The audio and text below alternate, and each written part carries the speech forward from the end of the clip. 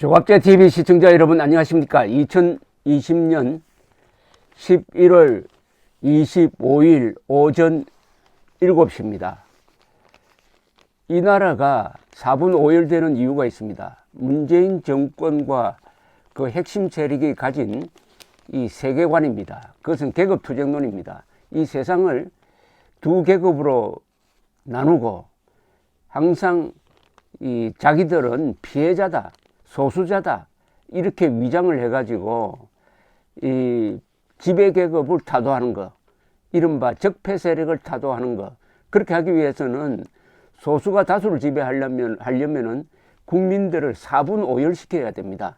그러니까 법무장관과 검찰을 이간질시키고 경상도도 남도와 북도를 이간질시키고 검찰도 친 윤석열, 친 추미애로 이간질시키고 그렇게 해야 한 30%의 지지율로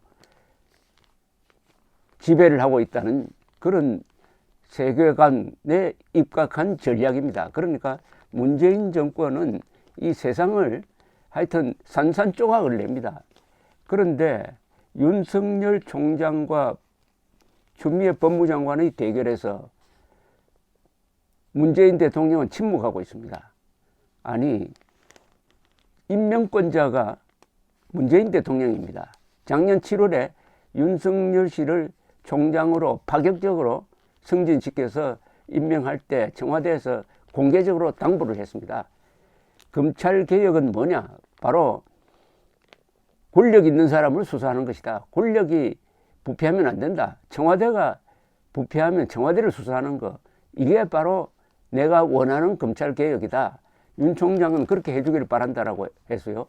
그래서 그 바람에 따라서 조국 법무장관 내정자를 수사를 했더니 그때부터 눈밖에 나기 시작했습니다. 자, 그렇다면은 간단합니다. 윤석열 총장을 자르려면은 추미애 법무장관을 앞세우지 말고, 추미애 법무장관이 좀 불쌍합니다. 과거 차지철처럼 욕을 먹고 있는데 그러지 말고 문재인 대통령이 직접 잘라야죠. 그렇게 하면은 비난이 쏟아질 것 같으니까 추미애 장관을 앞세워 가지고 직무정지라는, 검찰총장 직무정지라는 우리나라 헌정사상 최초의, 이것은 폭거입니다. 폭거를 해가지고 욕은 추미애가 먹도록 하고 자신은 뒤로 물러난다. 그것은 남자로서, 아니 대통령으로서 너무 비겁한 것 아닙니까? 그러니까 정권 말기 정상이라는 이야기가 딱 들어맞습니다. 직무정지라는 말이 옛날에 한번 나온 적이 있습니다. 그게 1979년 12.6 사건 전에, 그때 야당 총재가 김영삼 씨인데, 김영삼 씨가 강경투쟁을 하니까 어떻게 했느냐 하면 김영삼 씨의 총재 직무정지 재판이 있었어요. 가처분 신청을 해가지고 법원이 받아들여졌습니다. 그래서 김영삼 씨가 직무정지가 되어버렸어요. 이때부터 박정희 정권의 최후가 시작됩니다. 뭐 그 역사는 약간 그 전으로부터 거슬러 올라갑니다. 김영삼 당시 야당 총재가 뉴욕타임스 기자와 인터뷰를 하면서 상당히 좀 사대주의적 발언을 한 것을 박정희 정권이 트집 잡아가지고 무력화시키는 과정에서 꼼수를 쓴 거죠. 꼼수를 써가지고 직무정지를 하도록 한 다음에 이걸로 만족하지 못하니까 그 다음에 국회의원직에서 제명을 합니다. 그게 10월 초였어요. 제명을 합니다. 제명하려면은 전체 국회의원의 3분의 2가 도장을 찍어야 되는데 이것도 처음이었습니다. 그러니까 김영삼 당시 총재가 유명한 말을 남기죠. 닭의 목을 비틀어도 새벽은 온다. 이분이 말을 잘 못하는 정치인으로 알려져 있는데 이렇게 짤막한 말은 참 잘하는 사람입니다. 그러니까 김영삼의 지지 기반인 부산 사람들이 흥분한 상태였습니다. 그러다가 다른 요소도 겹치고 해가지고 결국 그게 부마 사태로 가는 도정의 말하자면 문이 열리게 되는데, 이때 이런 강경 노선을 주도했던 사람이 경호실장 차지철이었어요. 당시 공화당이나 유정회는 이건 너무 심하다라고 했지만은 차지철이 박정희 대통령의 위광을 업고 제명적으로 밀어붙였으니까 말릴 사람이 없었습니다. 그러니까 결국은 차지철이, 추미애 씨가 지금 차지철 역할을 하고 있습니다. 근데 어떻게 보면 참 차지철도 불쌍하죠.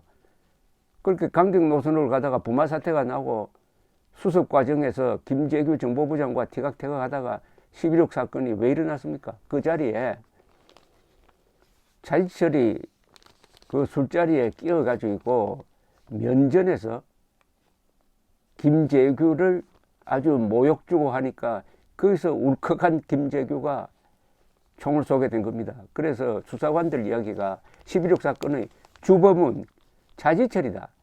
차지철이 김재규를 격동시켜가지고 김재규가 쏘도록 만들었으니까 주범은 차지철이고 종범은 김재규다라는 말까지 합니다. 그 상황이 오늘 요사이 일어나고 있는 것하고 비슷합니다. 이게 정권 말기 증상입니다, 이거. 그리고 추미애 씨가 차지철 역할을 하고 있어요. 차지철 역할. 어떻게 보면 좀 불쌍합니다. 그러니까 오늘 조선일보 사설 제목이 이겁니다. 더 이상 추 뒤에 숨지 말고 문은 직접 윤경질하고 책임지라. 그렇게 해야 되는 건 아닙니까? 왜 추미애 씨 앞세웁니까? 문재인 대통령이 직접 잘라야 합니다. 하려면은. 그리고 그 욕은 스스로 먹어야지.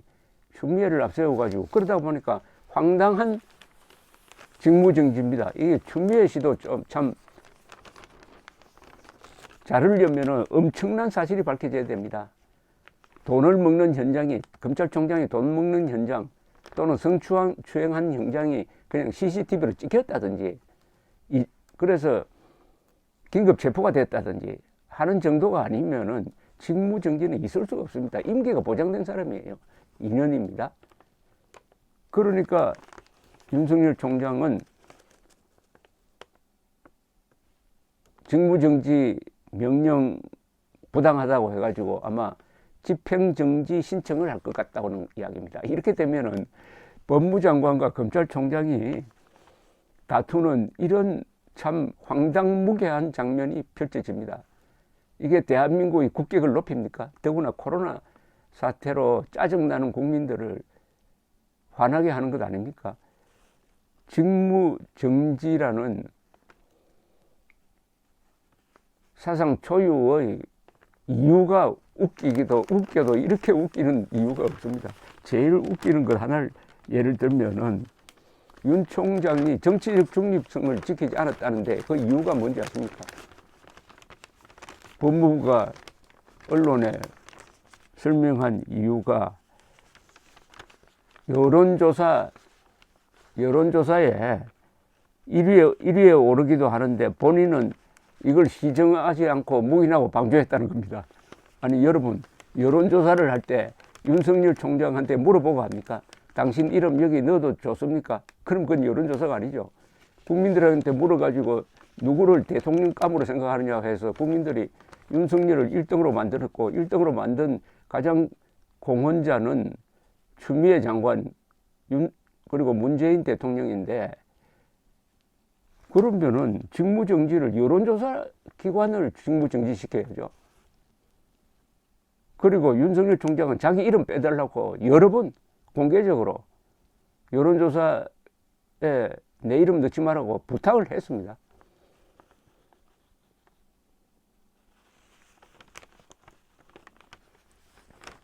추미애 장관은 윤 총장이 지난달 대검 국감에서 퇴임 후 국민에게 어떻게 봉사할지 생각해 보겠다고 한 발언까지 정치 참여 선언이라고 해서 직무 정지의 이유로 삼았답니다.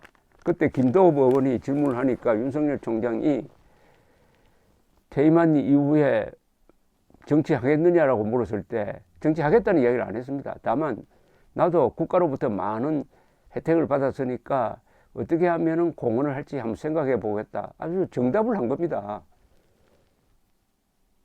이게 정치 중립을 훼손한 겁니까? 아니가 자기가 묻고 자기가 답한 게 아니잖아요. 남이 답한 데 대해서 성실하게 답변한 건데, 이걸 이렇게 되면은 추미애식으로 이야기하면 대한민국 공무원 전원이 직무정지 대상입니다. 이건 완전히 우리 국민의 기본권인 언론 자유를 훼손하는 겁니다. 윤석열 총장도 개인으로서는 국민입니다. 국민의 기본권. 그러면 앞으로 윤석열 총장은 앞으로 채식만 하라. 채식하지 않으면 직무정지하겠다. 이것도 가능할 겁니다. 이 추미애 씨의 이 황당무계한 직무정지 이유대로 한다면은, 자, 문제는 이게 이제 법정에 가는데, 법정으로 갈 것 같은데, 그러니까 윤 총장도 고민이 많겠죠. 딱 사표 던지고 나오든지, 나와서 내킨 김에 정치를 할까 말까 하는 생각도 하지 않겠습니까? 그러나 이 이유가 너무나 황당하다. 여기에 굴종하는 것은 나가 아니라 검찰 전체에 대한 아주 모독이 된다. 이건 내가 욕을 먹더라도 막아야 되겠다. 그럼 끝까지 한번 집행정지 신청을 해가지고 법원의 판단을 받아보겠다. 이제 집행정지 신청을 하면 이거죠. 이 직무정지가 잘못되었다는 집행정지니까 판사가 인용을 하든지 기각을 하는 거죠. 인용하면은 다시 권한이 회복돼가지고 직무를 볼 수가 있습니다. 인용되지 않으면 집행정지 상태가 계속되니까 그때는 아마 윤석열 총장이 사표를 내지 않을까 하는 생각이 듭니다. 물론 집행정지 신청을 하면은 본안소송이 진행돼야 됩니다. 본안소송은 행정소송이니까 이거 상당히 오래 갑니다. 어느 길이든 이런 사태는 문재인 대통령이 책임져야 합니다. 그러니까 이제 가끔 이 마음 약한 사람들이 하는 방식이 있습니다. 자기가 직접 누구를 불러가지고 경고하고 할 배짱이 없으니까 부하를 시켜가지고 이야기를 하면서 사표 받아라고 하는 그런 지도자를 누가 믿습니까? 문재인 대통령은 윤석열 총장을 불러가지고 사표 내라고 해야 됩니다. 그리고 그 이유를 정직하게 이야기해야 되죠. 윤석열 총장이 있다고 해서 지금 정권 부패를 향한 수사는 이미 제대로 진행되지 않습니다. 손발을 다 묶어 놨습니다. 손발을 다 묶어 놨는데도 굳이 윤석열을 몰아내겠다는 게 이게 어디에 있느냐. 여기서 이제 무리가 생기죠. 자의철이 한 행동이 바로 과잉 충성이라는 겁니다. 근데 그건 자의철만 또 책임질 수 없죠. 자의철의 그 행동을 방치한 박정희 대통령도 그 부작용으로 결국 그 위대한 근대화 혁명가가 그런 식으로 돌아가셨습니다. 정권 말기 정상, 차지철, 11.6 사건, 이런 게 자꾸 떠오릅니다. 그러나 문재인 대통령은 대통령입니다. 대통령이 그 뜻이 뭡니까? 크게 하나로 만든다는 뜻 아닙니까? 통은 하나로 합친다는 뜻 아닙니까? 지금 이런 식으로 하는 것은 대통령이 아니라 대분령이죠. 대한민국을 크게 갈라붙이는데 앞장서는 사람이다. 대통령이 될 건지 소통령이 될 건지 대분령이 될 건지 문재인 대통령의 결단을 촉구합니다. 꼭 자르려면은 추미애를 앞세우지 말고 임명권자인 본인이 하십시오. 그리고 그 책임을 지세요. 감사합니다.